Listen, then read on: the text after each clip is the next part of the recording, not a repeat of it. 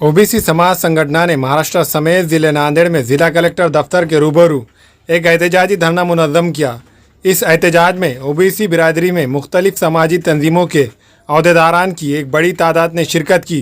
1000 कोटी रुपये महाज्योती या ओबीसी समाजाचा आजचं जे धरणे आंदोलन संपूर्ण महाराष्ट्रामध्ये प्रत्येक जिल्ह्याच्या कलेक्टर ऑफिस समोर भारतीय पिछड़ा शोषित संघटन व महाराष्ट्रातील जे काही ओबीसीच्या विविध संघटना आहे हे सर्व संघटना मिळून आजचं धरणे आंदोलन सुरू आहेत। आजच्या धरणे आंदोलनामध्ये ओबीसी समाजाची विविध मागण्या आहे जे की प्रमुख मागण्या जातनिहाय जनगणना व्हायला पाहिजे। दुसरी मागणी जी आहेत महाज्योती संस्था मागच्या सरकारने स्थापित केलं आणि आताही आहे पण मागच्याही सरकारने या महाज्योती संस्थेला निधी पुरवलेला नाही आणि आजचंही सरकार निधी दिलेला नाही।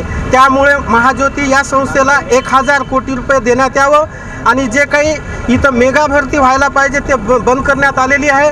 मेगा भरती तात्काळ सुरू करण्यात यावी आणि जे काही ओबीसीसाठी जे काही महाविद्यालयीन प्राध्यापक भरतीमध्ये संवर्गनिहाय आरक्षण लागू करण्यात यावं आणि जे काही ओबीसी विद्यार्थ्यांची शिष्यवृत्ती रखडलेली आहे आणि ओबीसी विद्यार्थ्यांना हॉस्टेल नाहीत हॉस्टेल देण्यात यावं आणि शिष्यवृत्ती रखडलेली ते सुद्धा देण्यात यावी अशा विविध मागण्या घेऊन आज इथं नांदेड जिल्हा कलेक्टर ऑफिस समोर आम्ही ओबीसी समाजाच्या वतीने आज धरणे आंदोलन करीत आहोत।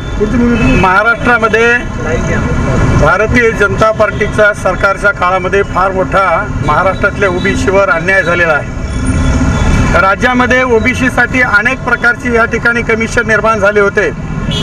त्यामध्ये बापट कमिशन असेल, सराफ कमिशन असेल, मंडल कमिशन असेल, त्या सगळ्या कमिशनना महाराष्ट्रातला मराठा समाज आर्थिकदृष्ट्या दुर्बल आहे परंतु तो सामाजिकदृष्ट्या मागासलेला नाही या प्रकारचा अहवाल दिला होता।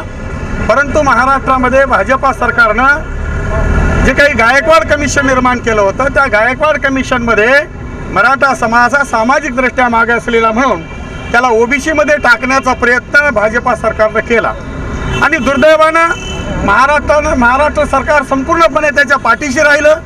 हायकोर्टमध्ये ते मॅटर गेल्याच्या नंतर सरकार खंबीरपणानं भाजपचं सरकार त्या गायकवाड कमिशनचं समर्थन करायला लागलं आणि दुर्दैवानं महाराष्ट्रामध्ये हायकोर्टाचा निर्णय हा राज्यातला ओबीसीच्या विरोधामध्ये गेला होता।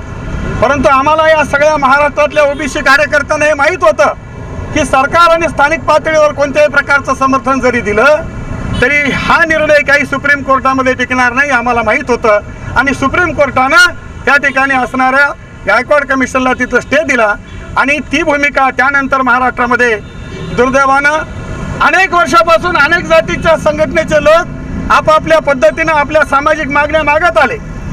महाराष्ट्रातल्या ओबीसी आणि अनेक प्रकारच्या जाती जमातीचं हित करणारे म्हणून घेणारे अनेक मोठे मान्यवर माणसं या महाराष्ट्रामध्ये या गरिबांच्या बाजूने कधी बोलले नाहीत।